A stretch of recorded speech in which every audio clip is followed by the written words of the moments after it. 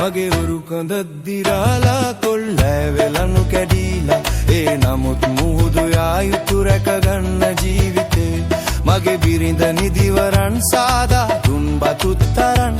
මහ සයුරට යන්නේ හද පුරවාගෙන පැප